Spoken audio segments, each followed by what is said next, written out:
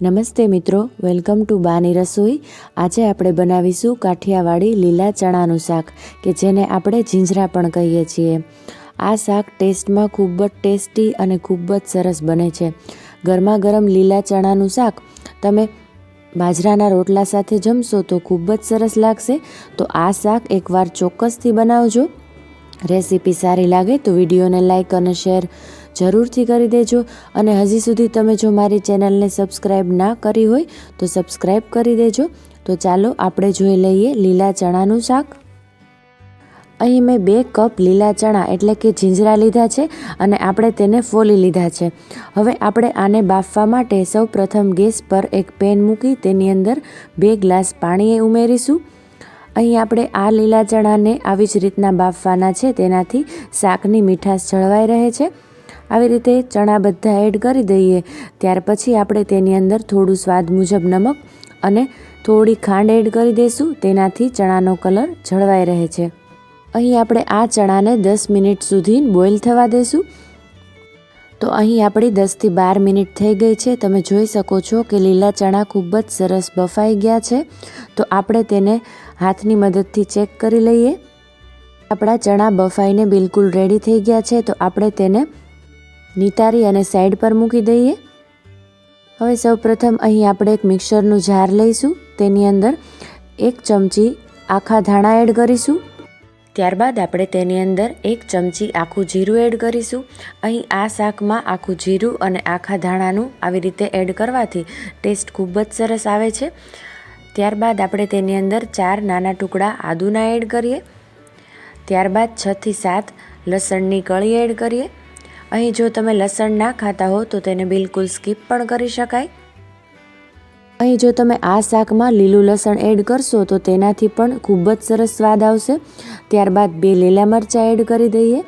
8 થી 10 જેટલા મીઠા લીમડાના પાન એડ કરી દઈએ। અહીં આપણે મિક્સર જારની અંદર બધી જ વસ્તુ એડ કરી લીધી છે, તો આપણે તેને ક્રશ કરી લઈએ। અહીં આપણું ક્રશ કરેલું મિક્સર તૈયાર થઈ ગયું છે। શાક વઘારવા માટે અહીં આપણે ગેસ પર એક પેન મૂકીએ। પેનની અંદર આપણે 4 ટેબલ સ્પૂન જેટલું તેલ એડ કરી દઈએ। તેલ ગરમ થવા લાગે એટલે અડધી ચમચી રાઈ એડ કરી દઈએ।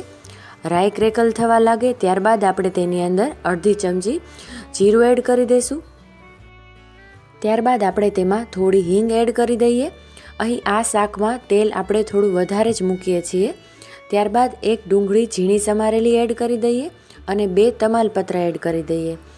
ડુંગળી આપણે ગોલ્ડન બ્રાઉન કલરની થાય ત્યાં સુધી આપણે તેને સાતળી લઈશું। અહીં તમે આ શાકમાં ડુંગળીનો ઉપયોગ કરવા ના માગતા હો તો તેને સ્કીપ પણ કરી શકો છો।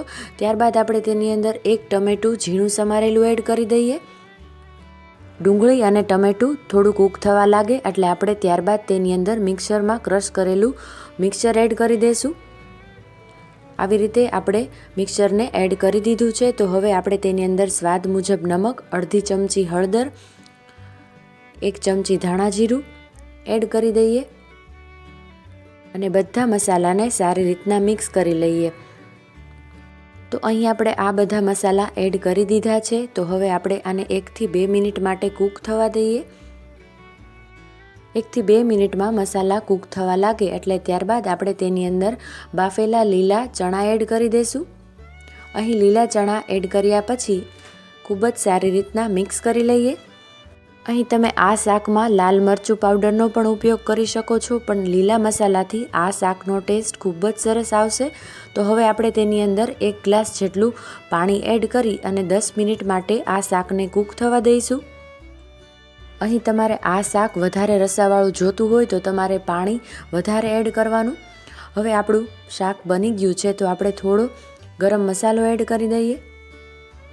સારી રીતના મિક્સ કરી અને આપણે ગેસની ફ્લેમને ઓફ કરી દઈશું અને હવે આપણે આ શાકને સર્વ કરી લઈએ। તો તૈયાર છે આપણું ગરમા ગરમ કાઠિયાવાડી લીલા ચણાનું શાક કે પછી જીંજરાનું શાક। આ શાક તમે બાજરાના રોટલા સાથે જમશો તો ખૂબ જ સરસ લાગશે। તો આ શાક એકવાર ચોક્કસથી બનાવજો। રેસીપી સારી લાગી હોય તો વિડીયોને લાઇક અને શેર જરૂરથી કરી દેજો। આવી જ નવી નવી રેસીપી જોવા માટે મારી ચેનલને સબસ્ક્રાઈબ કરી દેજો। ફરી મળીશું એક નવી અને ઇઝી રેસીપી સાથે। Thank you.